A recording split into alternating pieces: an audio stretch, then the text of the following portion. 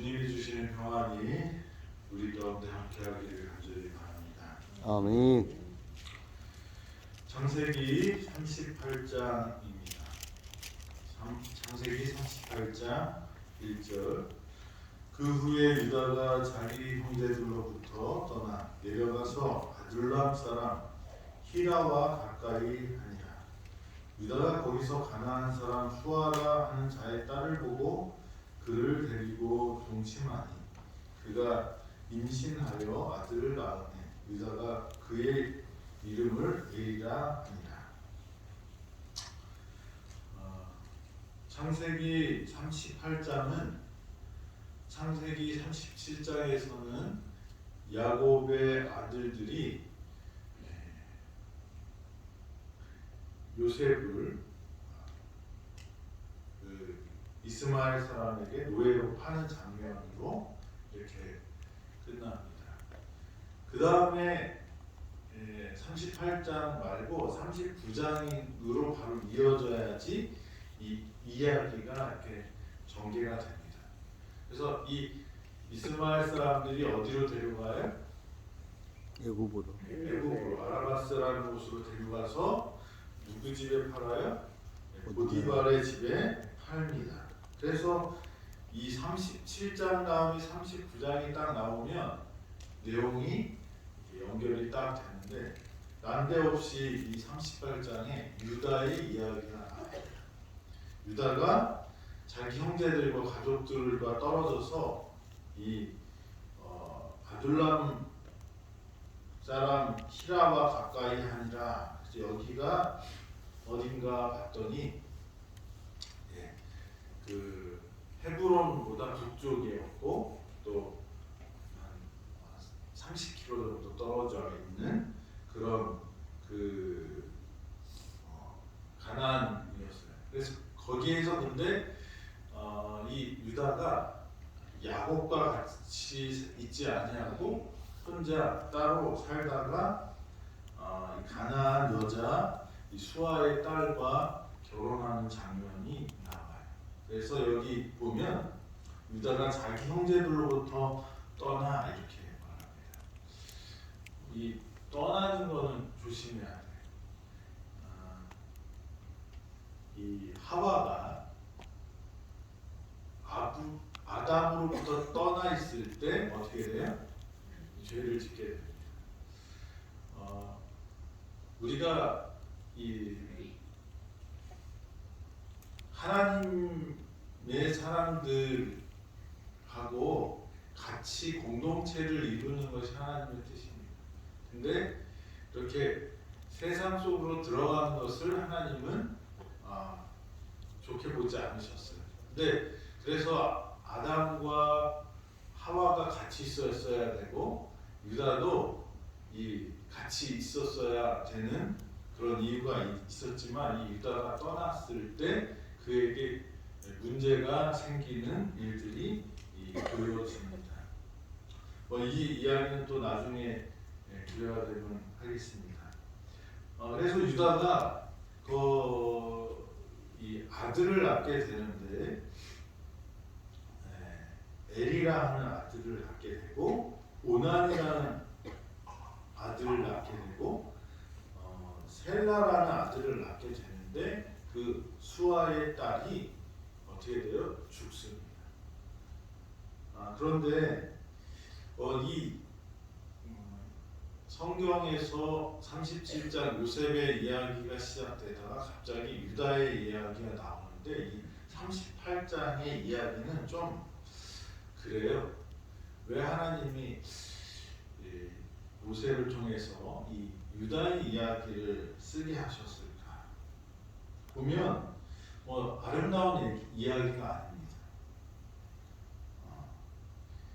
유다는 야곱의 넷째 아들이었고 또 나중에 그 야곱이 예언할 때 또 축복을 할 때 유다가 이제 그 지도력을 인정받아서 또 예수님이 탄생할 것도 예언을 되고 나중에 유다가 중요한 다윗이 나오고 그 다윗의 후손으로 예수님이 나오는 이 과정 중에서 이 유다는 그런 그 중요한 그 조상이 되어지는데, 근데 그 조상이 되어지는 과정이 멋있지가 않아요. 그러니까 성경을 보면 좀 다 멋있고 그럴듯한 일들이 쫙 나오면 좋겠는데 예수님의 조상들을 보면 여자의 이름이 4명이 나오는데 다 좀 이상해요. 여기 처음에 이 다말이 나옵니다. 근데 이 다말이 유다랑 결혼하게 되는 게 왜 그렇대요? 이제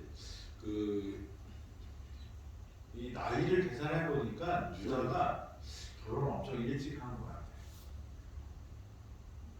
그 요셉을 팔아버린 게 요셉이 17살에 갔으니까 유다가 나이가 요셉보다 많아도 뭐 많아야지 5살? 뭐 그 정도밖에 더 많을 것 같잖아요. 그런데 요셉이 팔려간 다음에 뭐예요? 유다가 어디로 가요? 이 가나안 족속들에게 가고, 그리고 나중에 다시 22년, 뭐 어떤 사람은 뭐 24년이라고 얘기하지만 하여튼간 22년 정도 사이를 두고 있다가 이 야곱의 가족들이 어디로 내려가요? 애굽으로 내려갑니다. 그러니까 그 22년 사이에 애도 낳고 손주도 보고 그 다음에 자기 부인도 죽고 그리고 또 손주를 낳는 그런 일들이 한꺼번에 다 일어납니다. 그래서 어떤 학자들은 그 전에 유다가 벌써 가나안 여자랑 결혼했다 뭐 그렇게 이야기하시는 분도 있지만 그냥 그 후에가 이 요셉이 팔려간 이후가 아닐까 그렇게 생각이 됩니다. 이제 유다가 요셉을 노예로 판 후에 아버지랑 같이 사는 게 어려워서 그랬는지 모르겠지만 이제 형제를 떠나서 어디로 가요? 가나안 족속의 친구를 사귀고 그 친구들과 함께 지내게 됩니다. 그러다가 가나안 사람 수아의 딸을 보고 그 사람을 데려다가 자기의 부인으로 삼습니다. 그리고 엘과 오난과 셀라가 태어나는데 엘이 장성했을 때 결혼을 시켜요. 그 결혼시킨 여자가 누구냐면 다말이라는 사람입니다. 근데 엘이 하나님 보시기에 올바로 살지 않았어요. 그래서 엘이 죽습니다.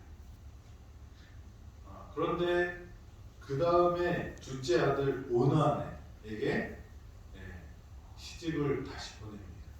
뭐 이상하지 않아요? 근데 이 이상한 일이 아니고 우리나라에도 있었답니다. 이게 뭐냐면 이 장자권을 지키고 이 대를 끊지 않으려면 결혼을 했는데 자식이 안 태어나면 그 형수와 동생을 결혼시켜서 거기서 태어나는 사람은 누구의 자식이 되는 거예요? 형님의 자식이 되는 거예요.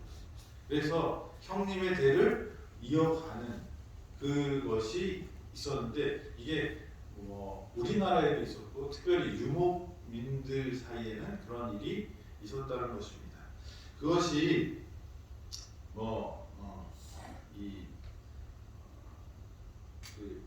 몇 가지 있지만 하나는 그렇게 대를 물려가야 되는 그 정통성을 이어가는 그것이 있었고, 또 하나는 과부가 된 형수를 부양해야 되는 그런 의미도 있었다고 합니다.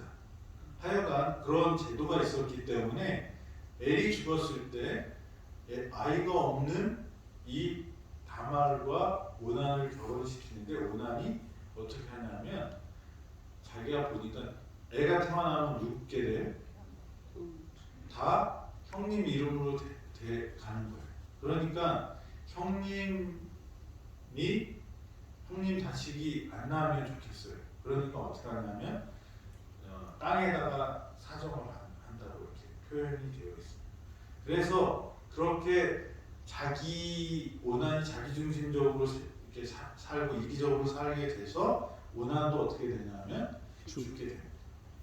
그러니까 이 유다 입장에서는 누구만 남았어요? 셀라만 남았어요. 근데 아직 셀라는 어리니까 너한테 못 주겠다. 나중에 크면 어떻게 해요? 결혼을 시키겠다 이렇게 얘기하면서 너는 다말 보고 어디 가 있어라? 집으로 가 있어라. 근데 집에 가 있는데도 이제 셀라가 커서 결혼할 때가 됐는데도 어떻게 해요? 자기를 부르지 않는 거예요. 네, 그런 상황에서 이렇게 시간이 지나가는데 딥나라는 곳에서 이 양털 깎는 일을 하게 되어서 그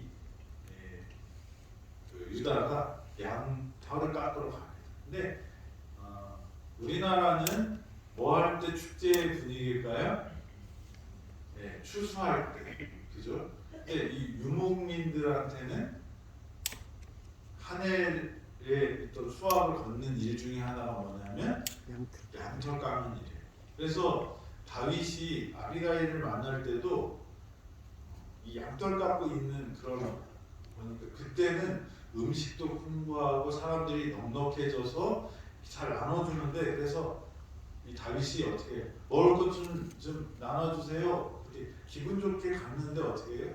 완전히 무시당하고 그 다음에 그런 어떤 자기 그 다윗의 사람들이 그 목축업을 하는 아비가일 집 사람들을 잘 돌봐줬는데 그것을 무시하니까 이제 화가 나서 이제 가잖아요. 그래서 이 목축을 하는 이 유목민들이 이 양털을 깎을 때는 축제고 또 이렇게 넉넉해지고 그렇게 사는 것입니다. 그래서 이 딥나에 가서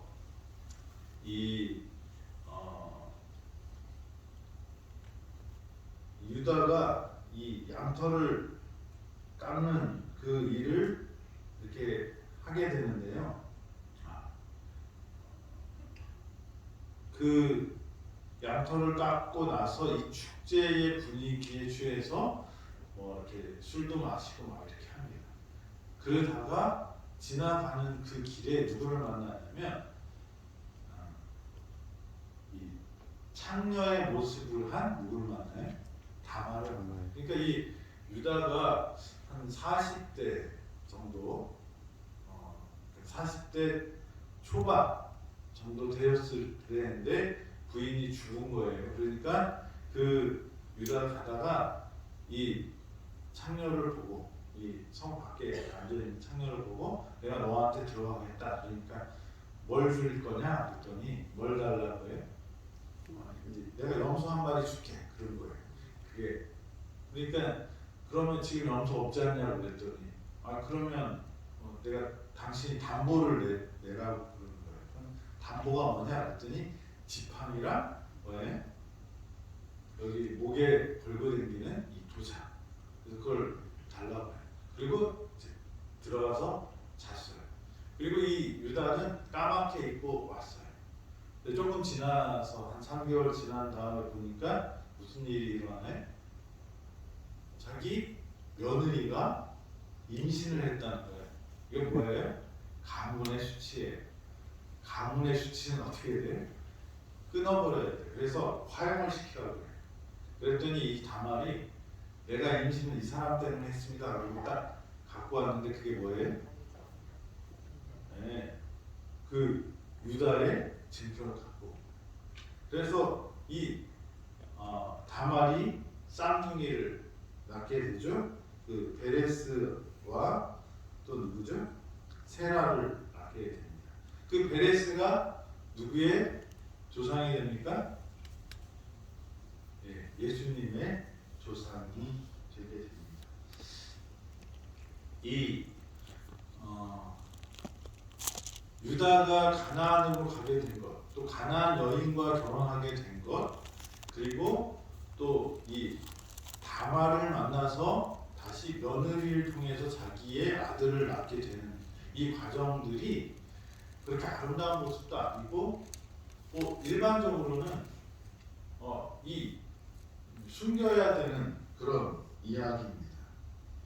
그런데 이렇게 불편한 이야기, 아름답지 못한 이야기가 왜 하나님께서는 이렇게 쓰여졌을까? 왜 예수님의 조상에 여인의 이름이 나오는데 마리아 빼고 4명이 나오는데 다 어떤 사람들이에요?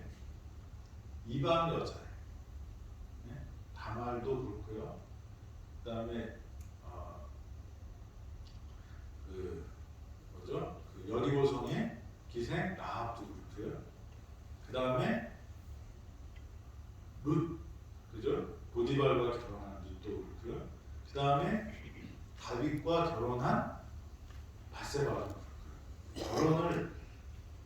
결혼을 라합은 전 남편 얘기가 나오지 않지만 하여튼간 기생이었다고 그러고, 그 다음에 이 다말이나 룻이나 그 다음에 누구죠? 그 바세바나 다 결혼을 몇 번 했어요? 2번씩 했어요. 그런 게 예수님의 조상이면 어떻게 돼야 돼요? 우리 생각으로는 제일 좋은 집안에, 그죠? 제대로 교육받은 사람에, 그런 어떤 사람들의 계통을 쭉 이어서 훌륭하신 예수님이 태어나시도록 해야 되는데, 성경에 나온 예수님의 조상들의 여자들의 이름이 나오는데 한결같이 이방인이고 결혼에 좀 문제가 있던 사람이었다는 거예요. 그리고 이 38장도 보면 성경에 굳이 하나님이 왜 여기에다가, 성경은 많은 부분이 생략됐잖아요. 이것도 생략되어도 뭐예요? 뭐 괜찮을 것 같아요. 무슨 교훈을 주시려고. 그런데 이 유다의 장면이 삽입된 것은 하나님께서 분명히 그런 의미와 또 그 특별한 하나님의 뜻이 있어서 이 유다의 이야기를 37장과 39장 사이에 이 유다의 이야기를 넣어놓으신 것입니다. 첫째는 이것이 들어간 이유는 유다가 예수 그리스도의 조상이 되기 때문에 예수님의 조상의 족보를 확실하게 알려주시기 위해서 그렇습니다. 그래서 창세기 1장 3절에 보면 유다는 다말에게 베레스와 세라를 낳고 베레스는 헤스론을 낳고 헤스론은 람을 낳고 이렇게 기록이 됩니다. 유다와 다말 사이에 태어난 베레스를 통하여 예수님께서 이 땅에 오시게 됩니다. 모든 성경은 그리스도에게 초점이 맞추어져 있고 구약은 오실 메시아를 기록하고 예표하고 있는 기록입니다. 그래서 이 유다의 자손, 다윗의 자손으로 태어나는 예수님이 어떤 분인지를 알려주시기 위해서 이렇게 합니다. 그리고 이것은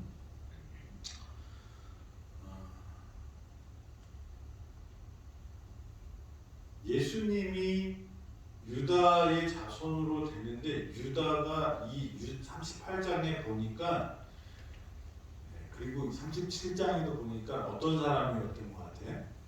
지도력은 좀 있는 것 같아요. 그런데 되게 뭐가 빨라요? 계산도 빠른 사람이에요.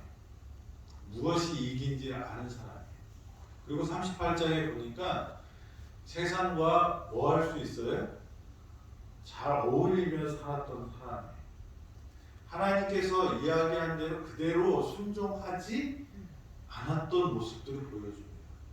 아버지 집을 떠나서 어디로 가요? 가나안 세상 속으로 들어가는 모습이 보이고, 그리고 결혼도 누구랑 해요? 가나안 여인이랑 하고요. 그리고 또 아버지 허락 없이 아마 결혼한 것 같아요. 왜냐하면 부인의 이름도 안 나오고요. 뭐 그냥 데리고 왔다 이렇게 되잖아요. 뭐 자세한 그런 그 야곱의 어떤 허락이나 이런 것들이 보여지지 않아요. 그리고 또 다말과 만나는 장면도 어떻게 그냥 길거리에 있는 여자한테 들어갔다가 그렇게 만나게 됩니다. 그래서 이 유다가 그렇게 훌륭한 사람이 아니에요. 근데 유대인들은 이 유다의 자손들이 누구예요? 유대인들은 어떻게 살았어요? 유대인들이 갖고 있는 정신 중에 하나가 뭐냐면 선민의식입니다.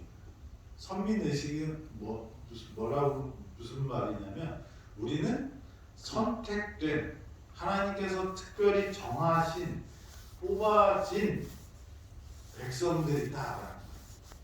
그러니까 우리는 누구랑 달라? 너랑 달라. 이걸 쉽게 얘기하면 뭐예요? 나는 너와 달라 이거예요.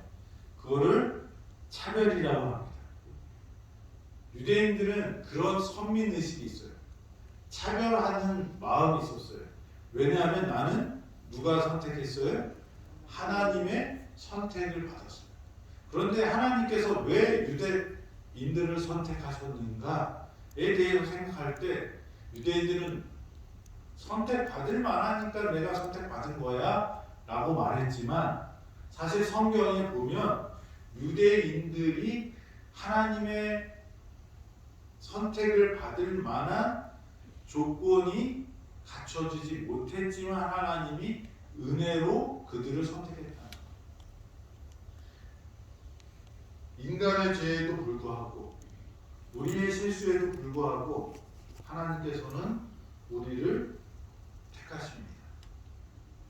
그리고 창세기 49장 8절에는 이렇게 말합니다. 유다야 너는 내 형제의 찬송이 될지라.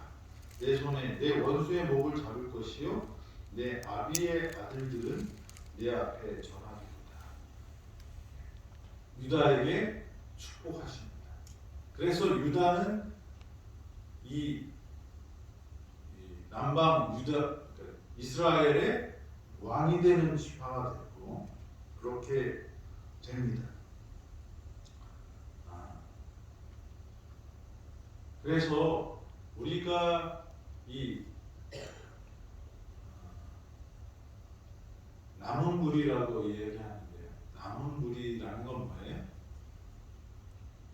에키스라는 말과도 통합니다. 왜냐하면 세상은 사람들이 다 이렇게 떠나고 그 다음에 살아남고 남아서 이렇게 딱 응집된 존재들이 남은 물이라고 이렇게 생각을 합니다.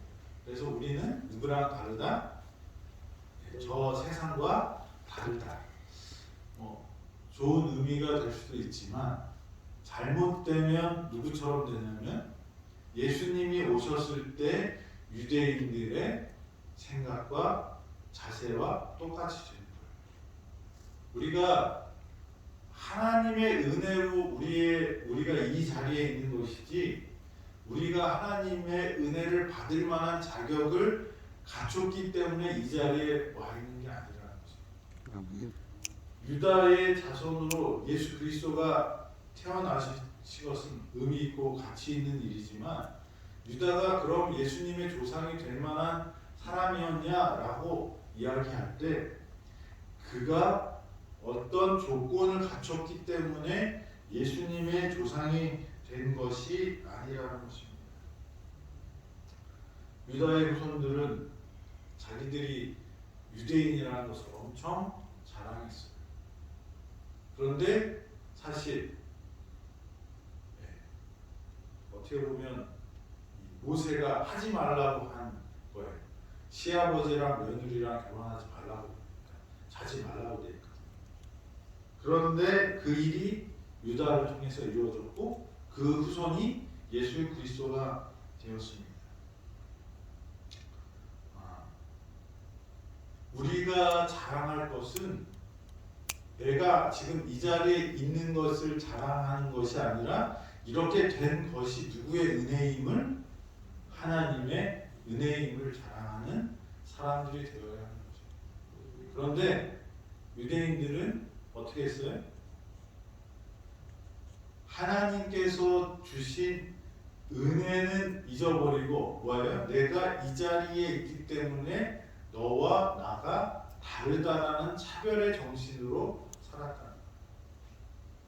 저와 여러분들도 마찬가지라고 생각이 듭니다. 우리가 이 땅에 살아가면서 나의 나된 것이 하나님의 은혜인 것을 잊어버릴 때 저와 여러분들은 세상과 나를 구별하게 돼요. 그 구별하는 그 정신이 뭐예요? 내가 그럴 만한 사람이다라는 거예요.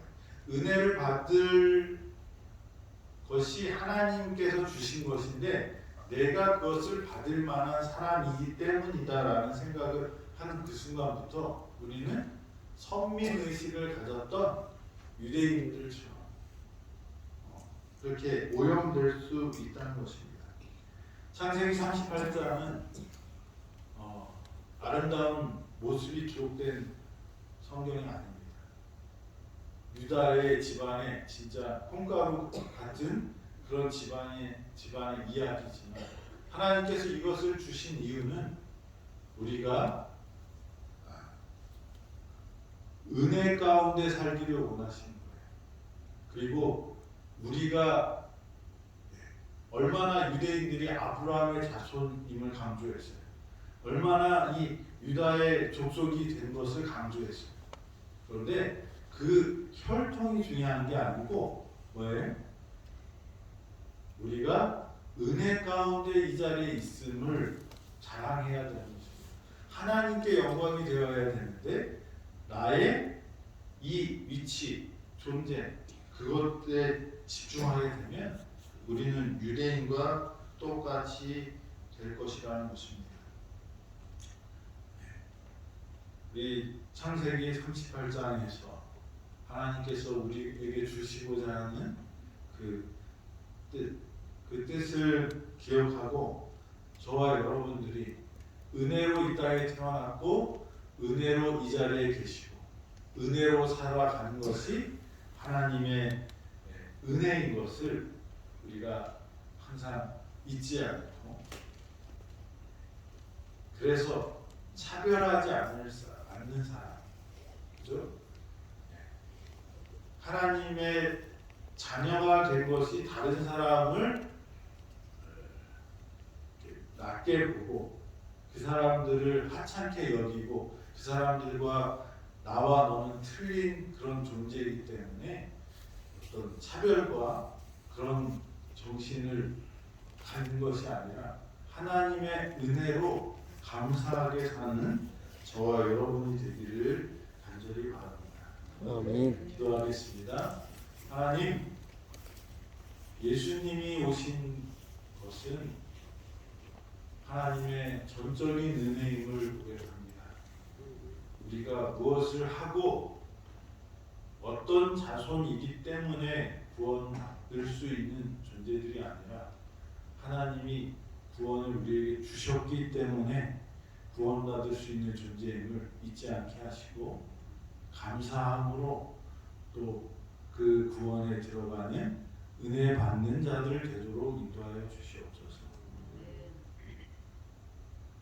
유다가 죄인이었지만 그가 예수의 조상이 되올 수 있었고 유다가 죄를 지었지만 그가 다시 하나님의 은혜 가운데로 돌아올 수 있었던 것처럼 우리에게도 하나님 은혜 내려주시고 다시 하나님께 돌아가는 사람들 되도록 인도하여 주시옵소서. 오늘 하루도 하나님 안에서 은혜 받은 사람답게 은혜 가운데 감사하며 하나님의 사랑을 나누는 평안을 나누는 당신의 자녀들 되도록 축복하여 주시옵길 바라오며 예수님의 이름으로 기도합니다. 아멘. 아멘.